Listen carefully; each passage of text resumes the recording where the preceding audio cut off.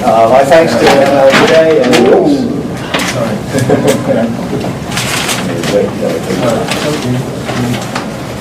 my thanks to ML today and the Party of Communist USA for inviting me to speak here. I'm going to address the question of the Soviet Union during the years of Stalin's leadership, Joseph Stalin's leadership. I'll start by asking rhetorically, quote, why doesn't everybody on the left celebrate the achievements of the Russian Revolution as they were carried out during what we may call the Stalin period? Change glasses. See better. Today we know from primary source evidence that all the allegations of crimes, atrocities, mass murders, and other horrors attributed to Joseph Stalin are lies. We also know that everything that Leon Trotsky wrote after December 1934 about Stalin, the Moscow trials, the Soviet Union, and his own activities was deliberately false. Lies again. 10 years ago, I could not have made these statements. Now I can. They've been proven by primary source evidence, mainly from the former Soviet archives and from the Trotsky archive at Harvard University. This means that the history of the Soviet Union that we have been taught, that is embodied in all the books by anti-communist bourgeois historians and by Trotskyist writers, is all false. It's the proverbial tissue of lies. What I may call the canonical or mainstream history of the Soviet Union during the Stalin period, as well as the Trotskyist version of that history, is not merely wrong in its details, but is fundamentally wrong. The result, to paraphrase Weird Al Yankovic, one of my favorite singers, quote, everything you think you know about the history of the Soviet Union during the Stalin period is wrong. The history of the Soviet Union during the period of Stalin's leadership must be completely rewritten. But very few people know this. Most people on the left continue to believe the demonized and falsified version of Soviet history and of Stalin's role in it that constitutes the canonical or mainstream version. Most influential on the left is the Trotskyist version of Soviet history of the 1920s and 30s. This version is either taken straight from Trotsky's own writings or from the writings of Trotskyist authors who followed Trotsky's version of history. There is no attempt to check Trotsky's fact claims against the evidence now available. Trotskyist writers and those influenced by Trotskyism simply assumed that Trotsky was telling the truth. This is only easier to do because many overtly anti-communist historians have used Trotsky's writings for decades. Trotsky's attacks on Stalin have been convenient to anti-communist historical propaganda. And the converse is also true. Trotskyist writers rely heavily on openly pro-capitalist anti-communist historians whenever their fact claims and interpretations appear to be consistent with the Trotskyist version. Consider the very recent book October by China Mieville, a popular British writer of fantasy fiction and comic books. Mieville claims to have done a lot of research on the Bolshevik Revolution. This book just came out. Yeah, it did. In reality, he has done no research on the revolution or on Soviet history. He has simply read a lot of books. Those he identifies in October are either of the mainstream anti-communist school or of the Trotskyist school. Mieville is a prisoner of the sources he has chosen to believe. Here are a few quotations from Mieville's book, October. These are quotations from Mieville. Stalin, of course, was not yet Stalin at the time of the revolution. Today, any account of the revolution is haunted by a ghost from the future, the twinkly-eyed, mustachioed monstrosity, Uncle Joe, the butcher, king and architect of a grotesque and crushing despotic state. And that's the Soviet Union. The ism that bears his name. There have been decades of debate about the etiology of Stalinism. That means what's called it. Volumes of stories about the man's brutality and that of his regime. They cast shadows backwards from what was to come. A capable, if never scintillating organizer, at best an adequate intellectual, at worst an embarrassing one. Lenin's health is failing. He suffers strokes in 1922 and 23 and struggles in what has been called his final fight against the bureaucratic tendencies, the ossification and corruption he sees growing. He grows suspicions of Stalin's personality and his place within the machine. In his last writings, he insists Stalin must be removed from his post as general secretary. Stalinism, a police state of paranoia, cruelty, murder, and kitsch. End quote. This is all utterly false. Cartoon. As false as it would be to say the same things about Lenin. Where did Mieville get this nonsense? From Trotsky. Trotskyist works, and works by pro-capitalist anti-communists. He says this about Trotsky's history. Leon Trotsky, History of the Russian Revolution, 1930, justly celebrated as a towering, vivid, historically vital work. That's Mieville.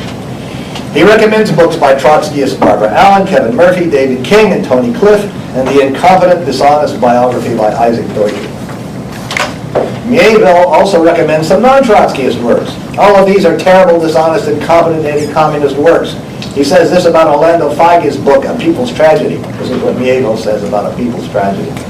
Exhaustive in scope and research, written with elan and stuffed with anecdotes that make for compelling reading. This is not necessary. Anyway. In reality, that's the end of the quotation. In reality, Feige's lies and even falsifies his footnoted sources, bending everything to his anti-communist purposes. But of course, you have to go out and check this stuff to see if that's true, which I did.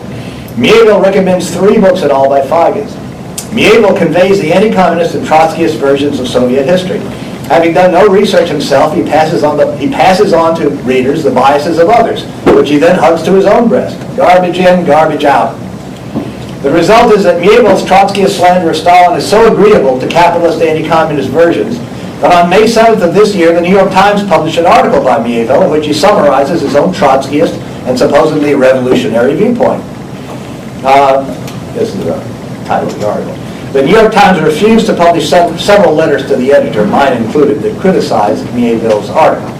The previous day, May 6th, The Guardian of London published an article by Mieville entitled Why Does the Russian Revolution Matter? So the mainstream capitalist media is not only open, but even friendly to Trotskyists as it is to mainstream anti-communists, while it is closed to the truth. No surprise there.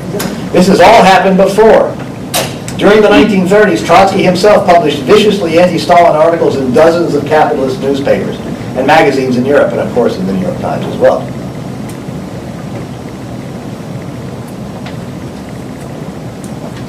Emma Goldman, an anti-communist anarchist, also published widely in the capitalist press. At least Goldman reportedly wondered about this because she knew the capitalist press published her because of her fervent anti-communism and criticism of the Soviet Union, not out of any sympathy with her own anarchist views. There is a good chance that Mieville's October will be widely read by young people because of his popularity as a fantasy and comic writer and his reputation as an activist and radical. His readers have no way of knowing that Mieville is just recycling Trotskyist and anti-communist lies. In the years before the Bolshevik Revolution, the leaders of the various Russian socialist parties read and commented, often very critically, on each other's works. They also read and critiqued the works of German socialist writers. But today's Trotskyist writers do not do this. And indeed, they do not even use the work of Trotskyist historians. This adds detail and texture to the case that Trotsky lied consistently. No, that was 3. A case in point. Case in point is that of Pierre Brouet, Trotskyist historian. During the 1980s and 90s, Brouet, the most famous Trotskyist historian of his time, discovered and published a number of examples of lies and falsehoods in Trotsky's writings in the 1930s. That's Brouet, Trotskyist historian, who discovered various lies and falsehoods in Trotsky's writings. But Brouet never followed up on what these lies of Trotsky's imply, even though he himself had discovered them. He ignored them when writing his biography of Trotsky in 1987 and his subsequent books. In his last book, Communiste contre Stalin, Communist Against Stalin, 2003, he does not even mention them. In reality, and there is some evidence that Brouet realized this, if only dimly, Trotsky's lies changed completely our understanding of Trotsky's political activities and writings of the 1930s. For example, Brouet discovered and published in 1980 the evidence that a bloc of right Trotskyites did in fact exist in the Soviet Union in the 1930s. Brouet's discoveries correspond exactly to what was said about this bloc in the Moscow trials of 1936, 37, and 38. The existence of this bloc proves that Trotsky and his son Leon Sedov lied in their Red Book on the Moscow trial, October 1936. They also proved that Trotsky lied over and over again to the Dewey Commission in 1937. Yet in his own article on the Dewey Commission, Brouet continues to uphold the conventional Trotskyist view that it disproves the charges made against by Trotsky in the first and second Moscow trials, and continues to claim, as Trotskyists and pro-capitalist anti-communists do to the present day, that the Red Book and the Dewey Commission disproved the charges made against Trotsky at the Moscow trial and proved that Trotsky was, quote, not guilty.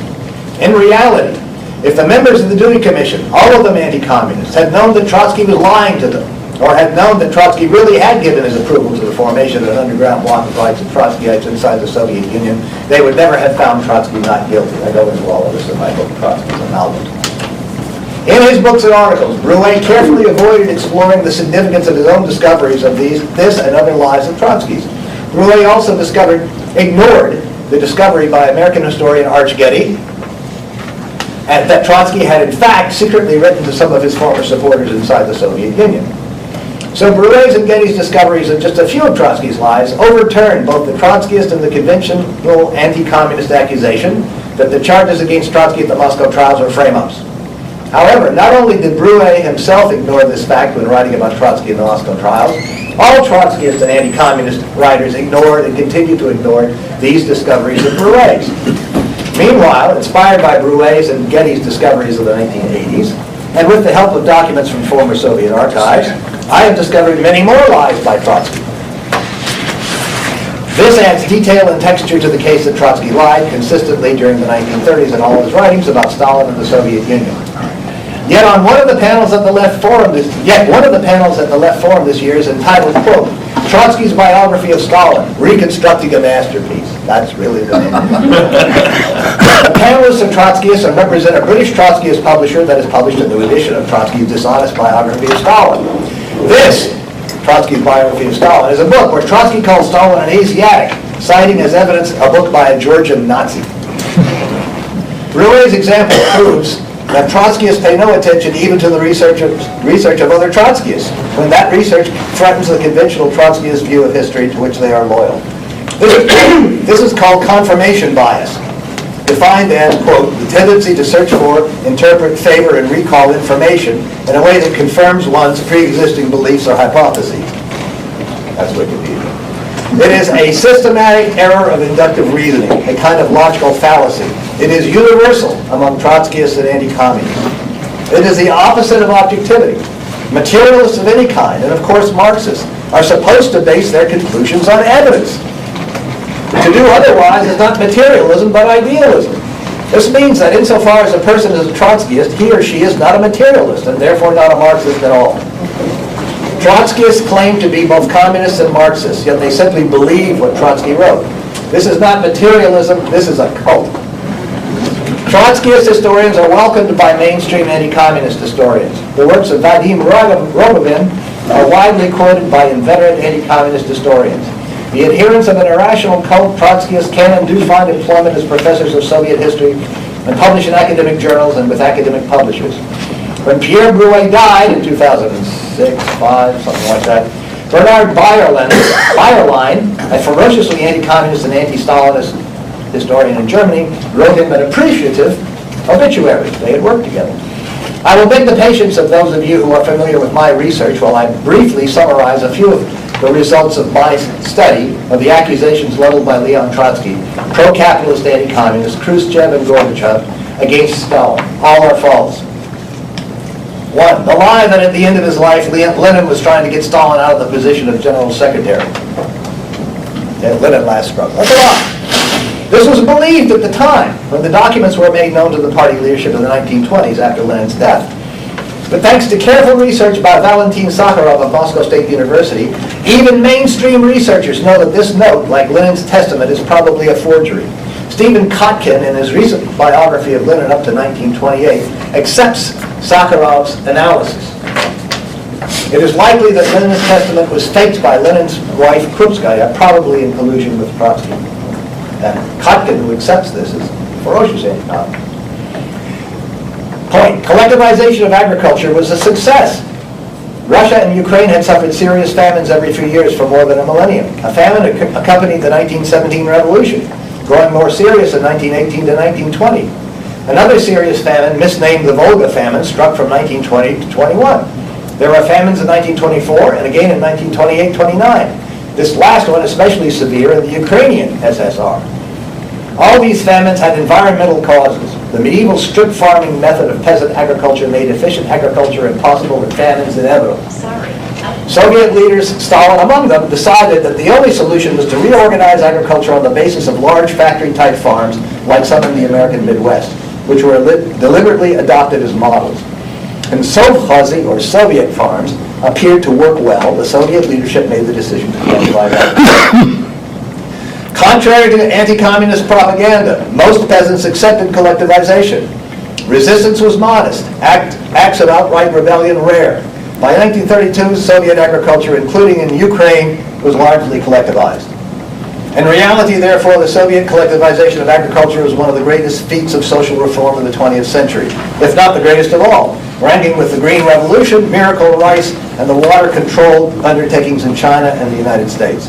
If Nobel Prizes were awarded for communist achievements, Soviet collectivization would be a top contender.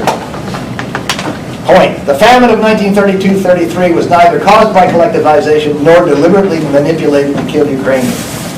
If you are interested in the scholarship on the famine, I suggest you read my 2 articles in March issues of Counterpunch.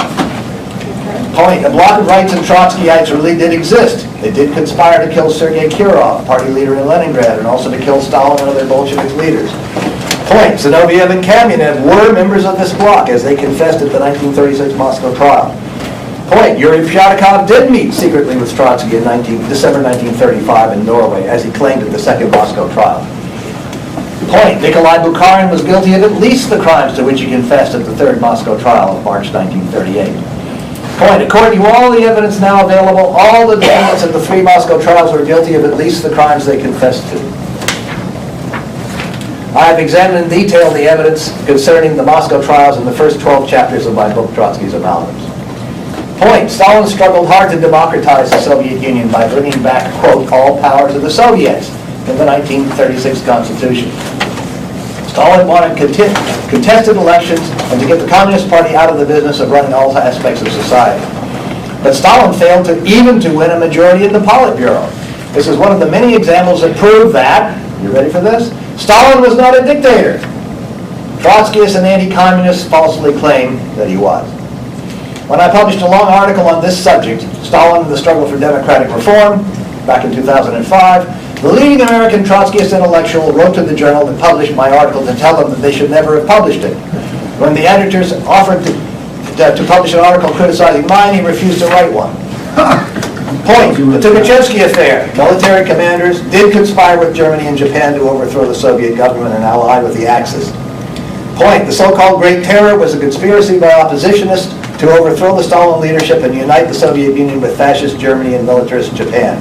Stalin and his supporters stopped the Great Terror and arrested, tried, and executed those responsible. Point. The Molotov-Ribbentrop Pact was necessitated by Britain's and France's sellout of Czechoslovakia to Hitler at Munich, and Poland's and Hungary's participation in this sellout, and their refusal to agree to a mutual defense treaty against Hitler's Germany. Clearly, Britain and France were encouraging Hitler to attack the Soviet Union.